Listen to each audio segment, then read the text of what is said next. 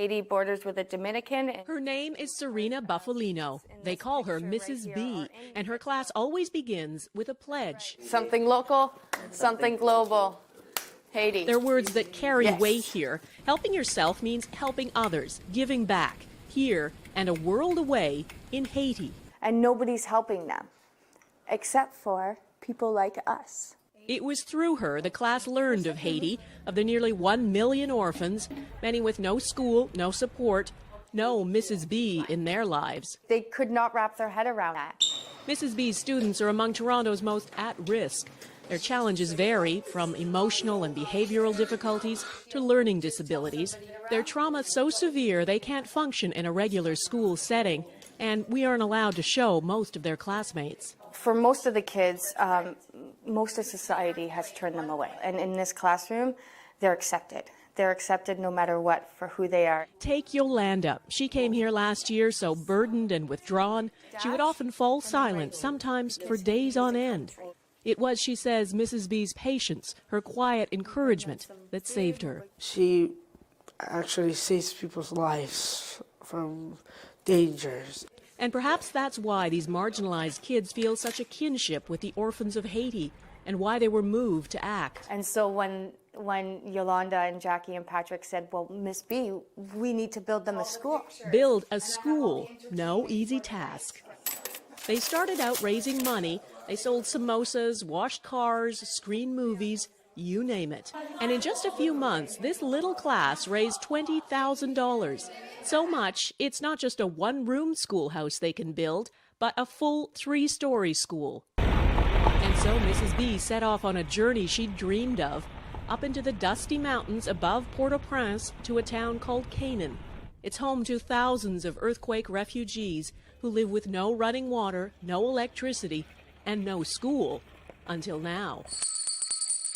The first step was a temporary school. It's up and running. 53 students already in uniform. The permanent school for 250 is growing from its foundations. It makes me want to cry because she just makes me feel so awed, and I'm very proud of her. All of this because of a handful of students back in Canada and Mrs. B, the teacher who believed in them. These are for you. At another fundraiser, a special tribute to the students, accepted by someone who, without Mrs. B, might not be here. They believe in me and I believe in them, and together we not only change our lives, but we change the world around us. For inspiring great things and seeing the potential in everyone, Serena Buffalino is this week's Everyday Hero. This is the reason why I do what I do, is because of Yolanda and all the...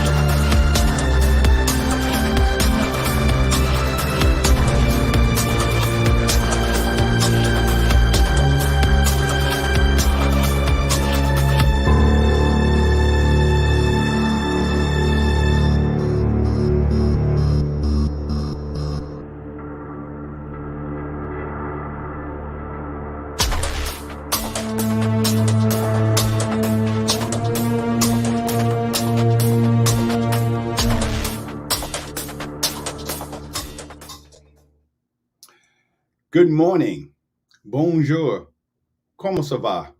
Et toi, ça va bien? Ni hao, hola, bienvenue, oh, I'm sorry, yokoso, bienvenue, bienvenue, wan ying, bienvenidos, and welcome. Welcome to another exciting episode of Gem Hunter Stories. My name is Barry B. Mixon, and I am a gemological storyteller.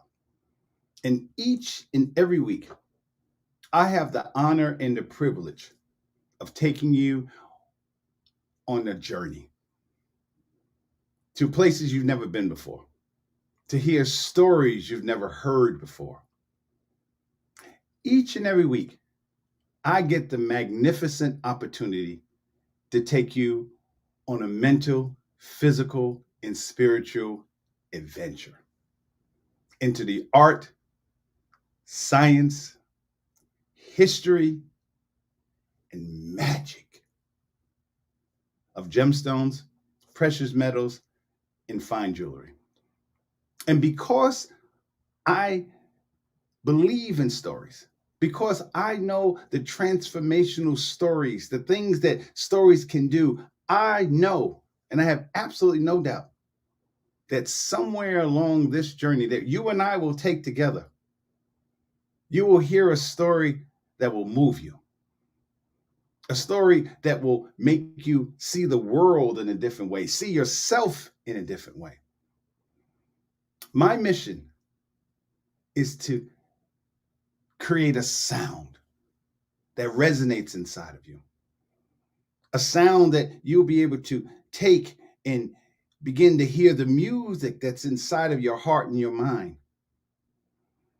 a sound that you can use as a template, as an inception point, as a seed, as a bridge to help you discover the value of your story, of the way you resonate with not only just other people, but with yourself. One of my viewers asked, her name is Maia, she's from Senegal. So bonjour. Yeah, Maia, I love that name. Maia means a gift from God. And she said, she asked me a question. She emailed me, and please email any questions or comments that you have about the show. And I would love to include them in the show. But what she asked was, when you said discover, what does that mean? Do you just find it? Say, no, it really feels like a discovery. It's usually things that you've seen before or things that you've heard before, things that you've experienced, and you forgot them. You forgot the story.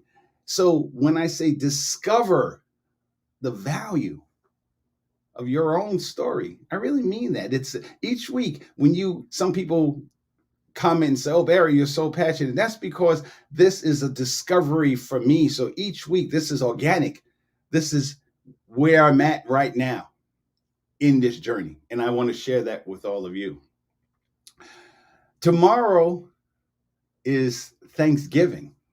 You know, we've had a wonderful month, and tomorrow is Thanksgiving. And you have to understand, for Thanksgiving, for people who are in the value business, this is like a high holy day, because Thanksgiving is a time when you, and people say give thanks, but I don't think people really understand what that means.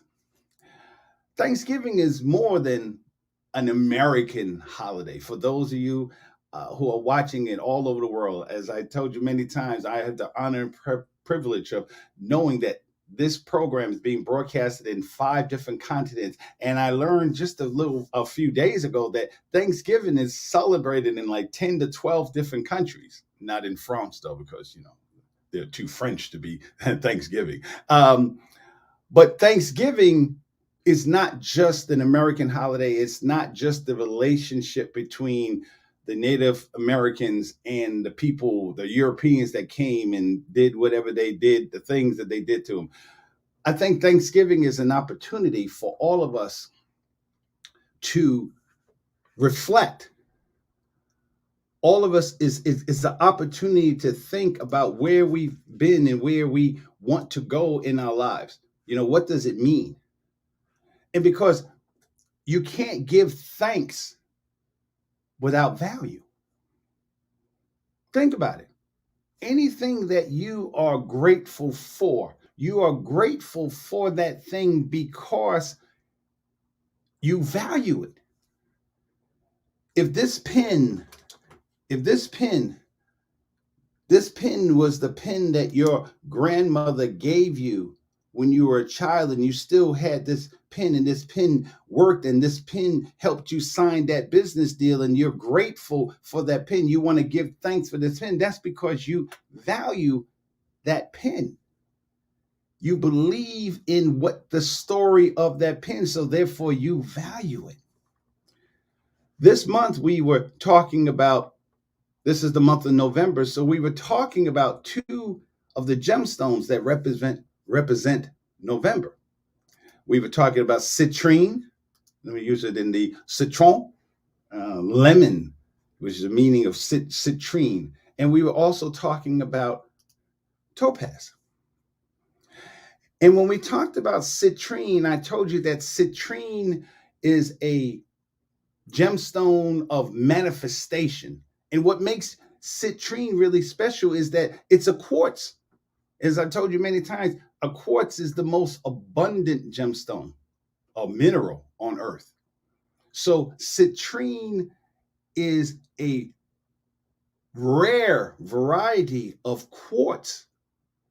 And it is the gemstone of manifestation, of mental clarity, of creativity. That's what citrine is. And then when we talked about topaz, I told you that topaz is an aluminum silicate fluoride hydroxide. Okay, as a gemologist, I'm supposed to know those things. And it comes in a variety of colors, and topaz is the gemstone of manifestation, which means that anything that you think about it is the manifestation of personal intentions, meaning that if you want that job, if you want to run that race, if you want to create that business, topaz is the gemstone that you wear, and it helps you in the manifestation of that goal. So think about it. Here is November, and we have two gemstones in November. We have citrine, and then we have topaz. And as I said, discover the value of your own story, because as I started to think about this week's episode, I began to realize just how important November is for me. November is the month that everything started. It was the beginning of everything really significant in my life. You know how people have months in their lives where things happen for them all the time? Well, November is that month for me. And I graduated from Marine Corps boot camp in November. I got married in November. In fact, this month is the 43rd year anniversary of my first wife. I got married when I was almost 17/18 years old. I got married November 22nd, 1978. Wow. That 43 years. And one of the most significant things that has happened to me in my life, especially in the month of November, was when I began to realize that I was going to be homeless. Yeah. 29 years ago, this is around November. I think it was just before the Marine Corps birthday, November 10th, when I began to understand that I didn't have a plan B anymore. People think that homelessness is an on and off kind of thing. It's not. Homelessness is a perfect storm. It's like one minute I was the last one hired, so I was the last one hired, so I was the first one fired. Then I got sick. Then bills started piling up, and then something else happened, and something else happened, and something else happened, until one day I realized that the sun just didn't come out anymore. It was dark all the time. And now I can sit here and tell you all day long all the horrible things that happened to me as a result of being homeless. But what I want to talk to you about is all the incredible things that I learned from that dark experience. See, it was there that I began to truly understand the concept of value. What does value look like? What does value feel like? When you give thanks to something, you have to, when you're saying this weekend or this tomorrow, you say thanks. Thank God for, thank whatever force that's in your life. You thank you for that. That thing that you're thanking has to have value. And the way I discovered value was during my time of being homeless.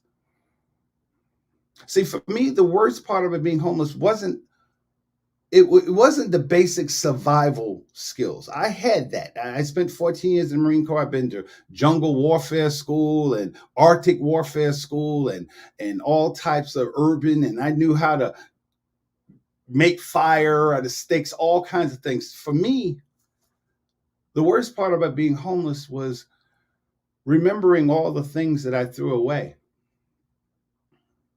That old sweater that it was a good sweater, but it just had a couple of holes in it. God, I would have wanted that sweater so bad. So many cold nights. That sweater would have been perfect for me. I thought about that half-eaten sandwich. You know how you eat a sandwich and the sandwich is good, that chicken salad sandwich, and you're eating a sandwich, you ate half of it and you put the rest back in your bag because something happened, you got a phone call or you had to go back to work, and you put that sandwich back in your bag and things happen and you forgot the sandwich. The next day you're like, oh man, I left my sandwich. But you didn't think about it because you can make another sandwich. So you just threw it away. When you're homeless, those are the things that you think about.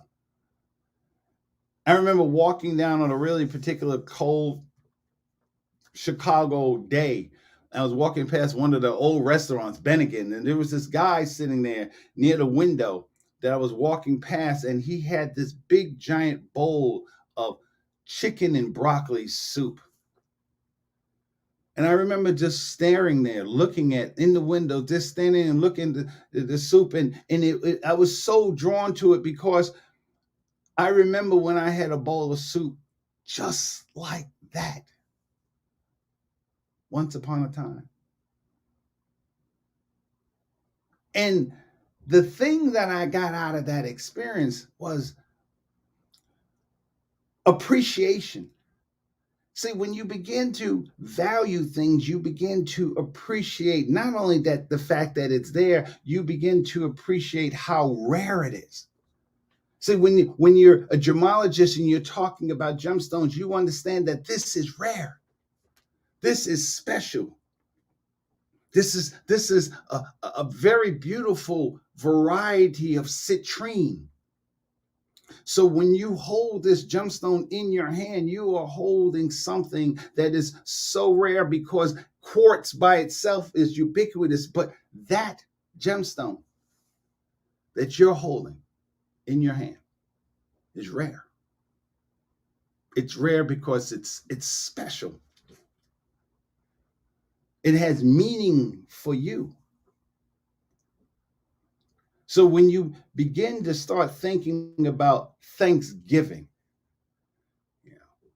I want you, and I normally give you homework at the end of the show, but I want to start getting you to think now. I want you to start thinking about today and tomorrow and the day after that, all the things that you are experiencing in your life right now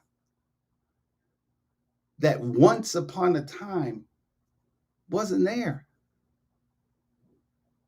All the things that you dreamt about, the things that you wanted so badly, and now that you're here. Remember when you were a kid and all you wanted was that big wheel? Those of you who are from other countries, that's the little thing that kids ride on with the wheels big in the front of it, big wheels. Or you wanted that tricycle. Mommy. I just want that tricycle. If you give me that tricycle, Mom, oh my God, my life would change. Remember, and now you got that tricycle. Now you have a BMW. Now you have just a car that runs.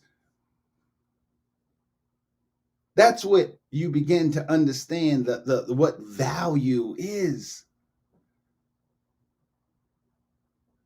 You begin to appreciate. And then from that experience, I began to value lots of things. There is such a power in understanding and appreciating things in your life. For many of you, peanut butter and jelly is just a regular sandwich, but for someone who has experienced not having that, you mean to tell me that I get 2 slices of bread, peanut butter on both sides, jelly in the middle, Welch's jelly, and I get to eat that? Oh, that's a meal. There's so many things that we take for granted that we should really be thankful for if we thought about it. And that extrapolates that feeling of thankfulness. And I don't really care who you thank, but I just want you to start taking some time to thank God, thank the universe, thank the force, thank whatever you believe is the thing that allowed you to get to where you are today. And when you begin to start to understand the significance of that story, when you begin to understand that once upon a time you were here, this gemstone came from a place like this. And the people that work in a place like this are looking for something that looks like this. Out of all these rocks, they're looking for a place like this. And imagine that they're there digging up things that looking like this, and yet they will never get a chance to experience it. They will never get a chance to experience that beautiful ring that you're wearing on your hand right now, that you value so highly. But yet for them, that survival, that value came in just finding it so they could survive.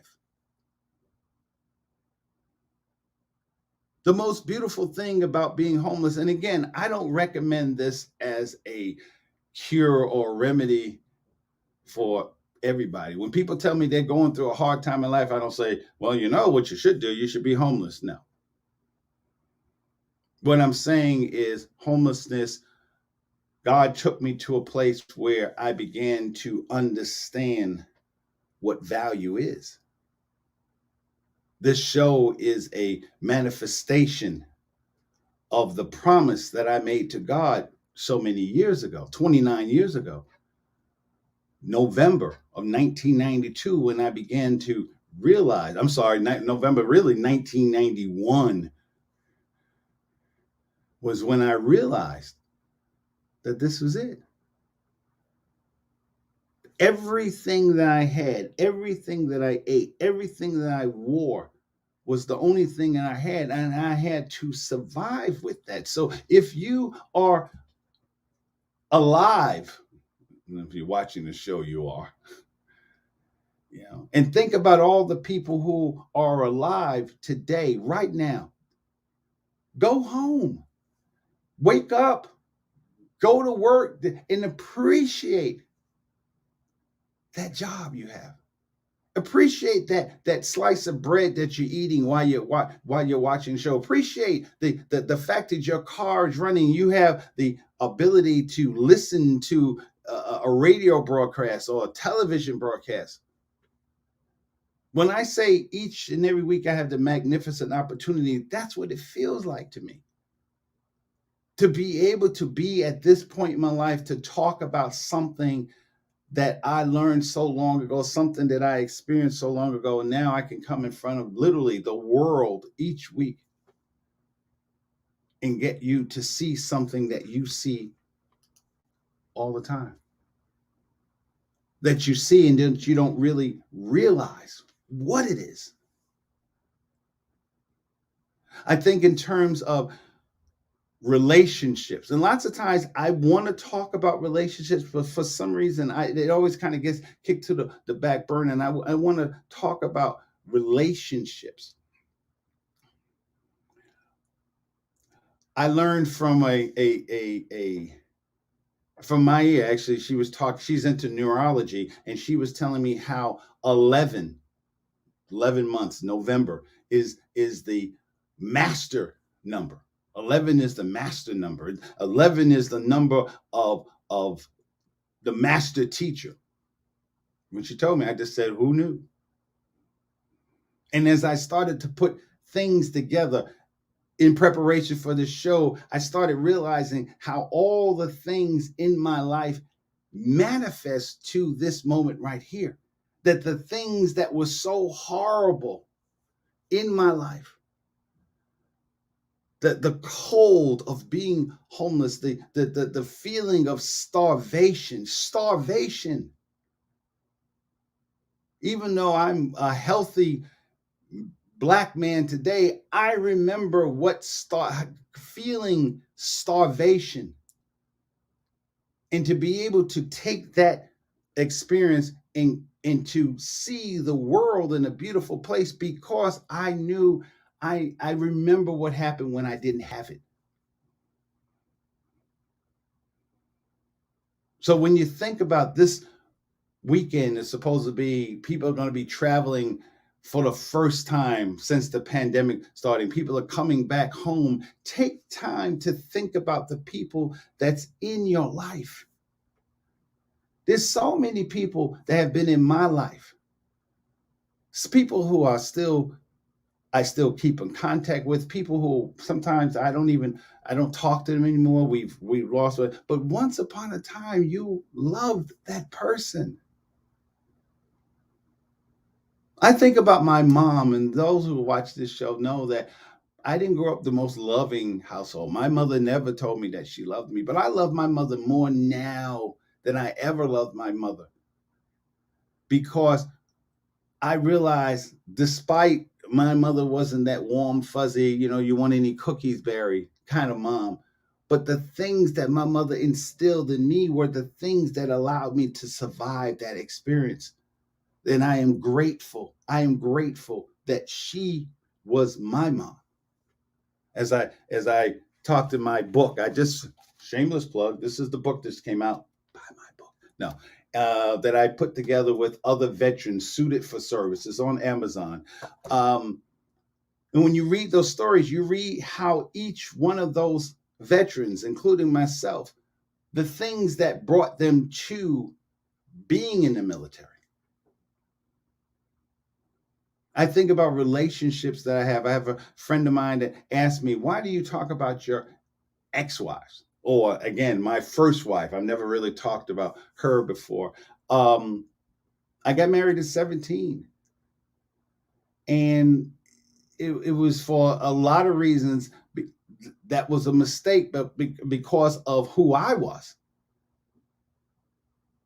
In part, I had a part in that. So when I think about her, I think 43 years later, I remember what it felt like to be with her. I remember the love. That's what I'm asking everybody to do this week. Remember the love. Remember the value that you used to have in that person. I thought about a song. I was talking to a friend of mine. I thought about a song that Roberta Flack made so many years ago. The first time ever I saw your face. Remember one of her first hits? And in that song, right in the beginning, she was saying, I felt the sun. I thought the sun rose in your eyes, and that the moon and the stars was the gift you gave to the dark and the endless sky. So ladies, and I always talk about women, but ladies, that man that's in your life, he too is a gemstone. And once upon a time, you loved him like that. When you looked at him, when he held you in his arms, his strength, his character, once upon a time, there was something that you loved about him. That's why he's in your life. That's why you had children with him. You didn't get with someone, your person who's now your husband or your boyfriend, just like, I hate you, let's have a child. No, you loved him. You cared about him. I talk about women more in Gemstones because it's easier. Women listen, women understand, women are on a whole nother level. in regards to understanding not only just the universe and themselves and their relationship. Women relate to gemstones because I think they see themselves as they know that there's a part of them that is this topaz. They know it, whether it be that the color, whether it be the vibration, the way it interacts with the light. But what I want people, women, to start thinking about is that men are there too. It's just that we're not as polished. We're more like this, that we need to be polished. We need to be, and I'm not saying polished in the sense of like a child, but polished to remind us of the value that we have. Citrine doesn't have to, is a gemstone. This is citrine. You have to find it. You have to dig it out of the ground. Citrine is special because citrine is a very rare gemstone. There's very rare natural. It's hard to find natural citrine. Most citrine that you will experience to see is treated, meaning it has to be heated. It has to be heated to 200 to 500 degrees, and then it has to be irradiated. It has to be bombarded with nuclear radiation, gamma rays, in order to get the color. In order to get that color, you have to take a gemstone, something that's not where it should be, and you have to heat it and manifest that in terms of love. Maybe that heat that man needs in his life is your love, is your caring, is your devotion.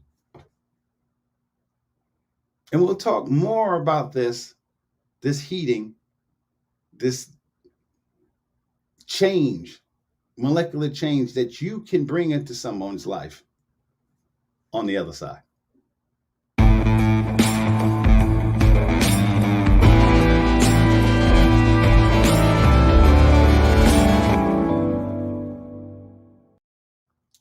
We are back. Back to citrine. Think about it. Citrine is quartz. Quartz is ubiquitous. Quartz is a very abundant gemstone. Now, of that gemstone, you find citrine, a very rare variety of quartz that has a variety of different colors.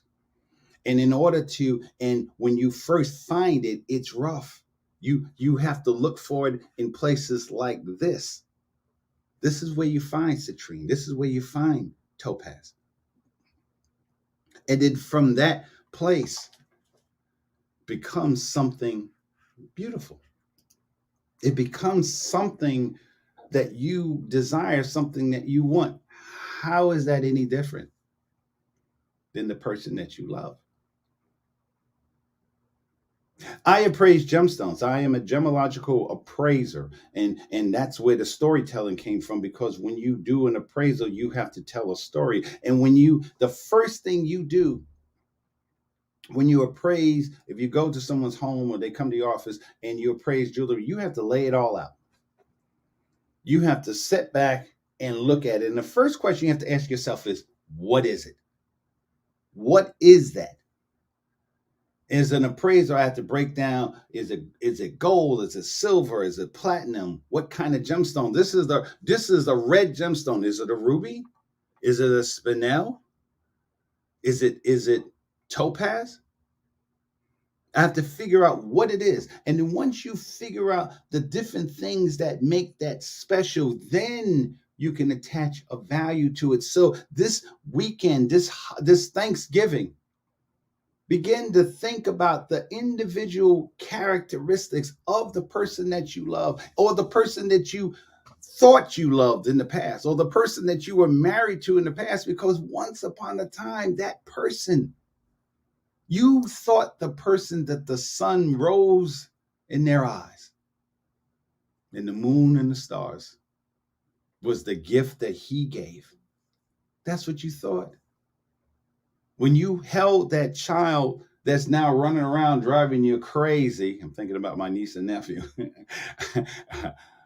You remember the moment that you had that child. You remember when you first thought about buying this house that you're having this wonderful Thanksgiving dinner. You begin to think about how the journey was when you first started, and you give thanks to that, not just having it, but thanking the person that you're with for allowing you to experience that.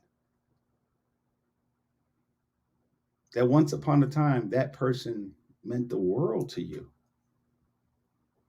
Gentlemen, the moment that you find a woman in your life, again, here is life. Here is women everywhere. There's women everywhere. There's 7.6 billion people on the planet. Let's just say half of them are women. So it's not like there's a shortage like quartz. There's not a shortage of minerals, but the mineral that you want, that gemstone that you want, that gemstone that intoxicates you, you were fortunate enough to find that person, to find that woman. And this is topaz. This is a purple variety of topaz. And the thing about what makes topaz special, and topaz also is can be heated and irradiated, that love, that energy that you have to put into it so all the colors can manifest. What makes topaz really special in the whole gemstone world is topaz is one of the few gemstones that there's no imitations for. No, there's no synthetics for topaz.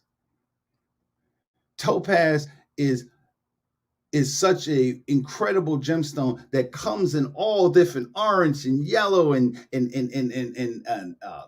different shades of colors. These are all topaz. Blue topaz has to be irradiated. There is no such thing as natural blue topaz, but yet here it is. And you found it. You found that woman so many years ago, so many weeks or months ago. And once upon a time, that woman was your topaz. Was that woman that you saw, and you knew that when you saw her, that she was like a fever from which you shall never recover. Because when you begin to understand that you can't give thanks for something until you understand the value of that thing. As I said again and again and again, which is the main thing of this program, is that nothing has value without a story. Nothing. This week, think about the stories that you and your family, you and your loved ones, or you had in your life to get you to where you're at today. Some of them are hard and terrible and tragic stories. Some of them are stories that you had to work so hard to do to get to where you are today. Take time this week to appreciate, to be grateful for that. That woman that you love is your topaz. She is an original. And the thing about topaz is that topaz is what's called pleochrotic. And we talked about that before. A pleochrotic stone is a stone that when you see it in one color, when you visually see it in one color, if you look at it from a different angle, it has a different color. So not only did you acquire, was blessed enough to have a topaz in your life, this is your woman. The lights that you see in this gemstone, this is what you experienced so many years ago when you decide that that woman was the one. Last week, I talked about The Great Gatsby, and again that line. Think about just the beauty, the power of that line. In fact, that whole movie was really about getting back to value, getting back to that place, getting back to that feeling when he made he made the decision to leave everything that he knew he could be. His relationship with God. He knew that his mind, if he kissed her, his mind would no longer be able to romp like the mind of God. And then he let go. That was a decision that he made because he felt that the value of Daisy was more than anything he could possibly get anywhere else. That he was satisfied. God, if this is my prize, if this is the result of your love for me, thank you. Hold that person that you love in your arms. Hold her. Hold her. Touch her hand, and just, if with permission, of course, touch her hand and just take a second to look in her eyes and just say thank you. You know, whether she made turkey dinner this tomorrow or not, just thank her.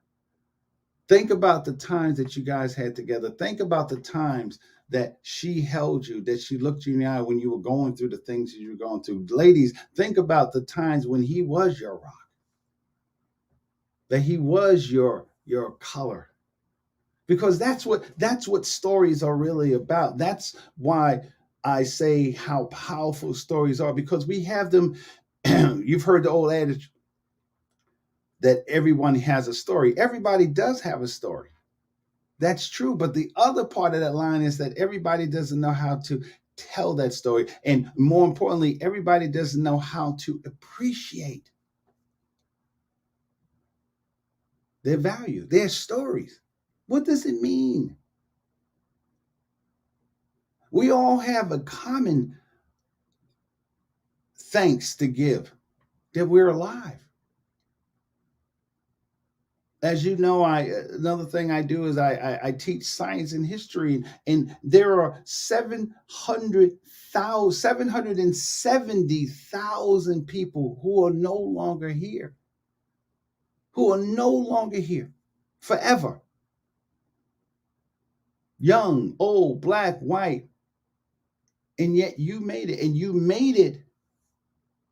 You've made it. You're still going through this. And right now, today, you've made it, and you've made it with that person. You get to sit down and break bread with that person who made it with you, who along the journey, you've made it with you, with that person. And years from now, Lord willing, we get through this, you and that person will be able to say that you were on an adventure together, that you made it through COVID-19. What did you learn about each other during that time? What did you discover about yourself during that time? That's what Thanksgiving is about. Thanksgiving, when you're in the value business, Thanksgiving is just a wonderful time to be able to express, to be able to relate, reflect your stories. What are you thankful for? And not just praying and saying, during grace, while you can't wait to get into grandma Betty's or Aunt Betty's chicken. But grateful, start thinking about, why are you grateful? Start thinking about what things in your life only came as a result of that person. And that person may be here with you today, or that person may not be with us anymore. Or you and that person may not be together, but once upon a time you loved that person, and together you went on a journey. When you look at your kids, and they might be driving you crazy now, or maybe disappointing you, how did the story change? Think about it. How was the story? How did the story change for them? How did the story change for you? When did they go from being so cute and adorable to whatever they are for you now? What happened? Where were you in that story? And how did the value change? Because it's all about value. Next month, we're going to be talking about, is December. Next show, we'll be talking about December. We'll be talking about tanzanite and turquoise and zircon. And each one of those gemstones have their own separate type of energy. And as I told you the last few weeks, it's all about what you believe. This gemstone, this is the stone of manifestation of personal intention. So when you look at the stone, that doesn't come out. It doesn't say manifestation of personal intentions. Here you go. You have to believe it. You have to believe that that's what the energy that you get out of that stone. So you have to, so how is that any different than you believing in yourself? You believing in the things that you want to create in your life. And you give thanks. Here's the secret. You give thanks for what you have right now. And that's one of the greatest things that I got out of homelessness. On my resume, when I was recruited by Northwestern, of course, you had to turn in a resume. On my resume says homeless, 1992 to 1993. And people asked me, the person who was interviewing me asked me, why did I do that? I said, because that was one of the worst moments of my life. And that was one of the greatest moments of my life. There's very rarely, that's the word I'm looking for. There's rarely a week that goes by that I don't think about how all this was once upon a time. I'm living a dream right now, that I can go in my kitchen, and there in my kitchen is a wonderful can of chicken and broccoli soup that I can open up anytime I want to and eat. I think when I go to my bathroom, I think about, I have running water, and I have water that's hot, and a towel and a washcloth and soap that I can use, that I can clean and feel like a human being. Because once upon a time, I didn't have that.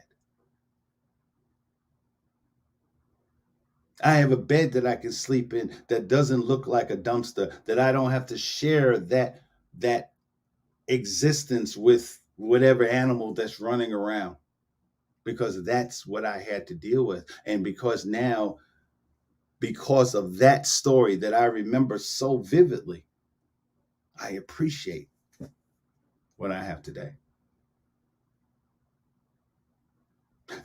I don't, as most of you know, I don't necessarily read the Bible, but the one book that has always touched me was Job. And I'm not sophisticated enough to go into different scriptures, but I know the basic story of Job, where no matter what the devil did to Job, Job was like, I don't care. Because he knew what he had before, and he knew what the universe, what God could bring him together to now. And that no matter what the antagonist, because that's all the devil was. Excuse me. The antagonist. The devil is the bills that's piling up. The devil is the coronavirus. The devil is that landlord or that job that you lost. All those things are the antagonists. And once upon a time, you overcame that. And that's why you're here today. That's why you are living and being able to give thanks for where you're at. Take time this week to look at yourself in the mirror. You know, I feel so happy and honored and proud today to be a relatively healthy 61-year-old Black man living in this country. And we all know all the things that's going on in this country. And I don't bring you political things and stuff like this because, first of all, it's 8 o'clock in the morning, and even in the afternoon in Europe and everything else. But I don't want to give that energy. My thing is understanding just the same way that I show you a beautiful gemstone. I can show you a beautiful gemstone, and we look at the colors and we look at the beauty of it. That gemstone exists in that same world, horrible world sometimes that we live in, and we take the time to appreciate that gemstone. Look at that ring that's on your hand or your ears or the pendant that someone gave you. Take time to think about what was the moment? What was the occasion that you received that? Touch it, feel it, hold it in your hand, close your eyes for a moment, and remember that moment when he or she gave you that, or you bought that for yourself to symbolize that moment that you overcame all the obstacles that was in your life. That's the power of stories. That's the power of once upon a time. As I told you many episodes before, that once upon a time is a time machine. It allows you to go back to remember where you were long time ago and where you are now, where you can see your growth, where you can see your development.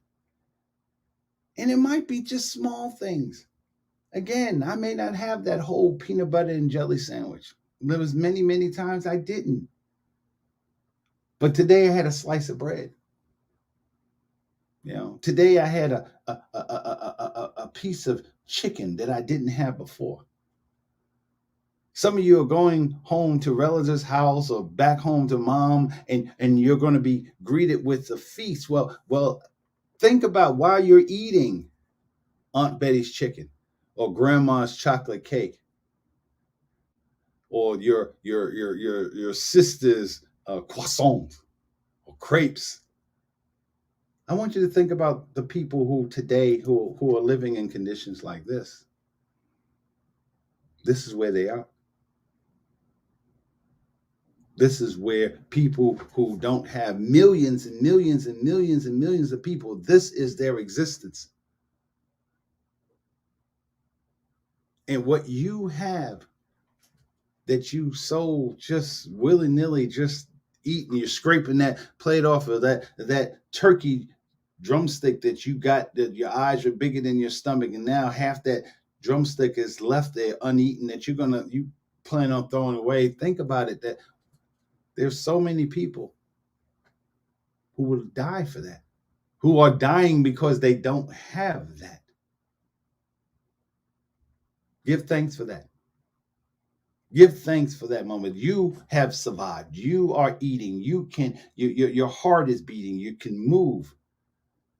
And even if you're taking medication, thank God that you have the money or the health care or the policy or insurance that you can pay for health care, because there's billions of people who don't have that. What I'm asking everyone to do is think of, when you're giving thanks, put it in a story. See yourself as a story. See those other people in the story. See the characters that they are, not only in that you play in their story, but they play in your story, and then see how that all comes together and realize the value of where you're at. So, thank you so much. Again, this has been the first month of the second season of the Gem Hunter Stories. And I will see you next month, where we will go on another exciting adventure into discovering the value, the meaning of our own stories. Atatella, au revoir.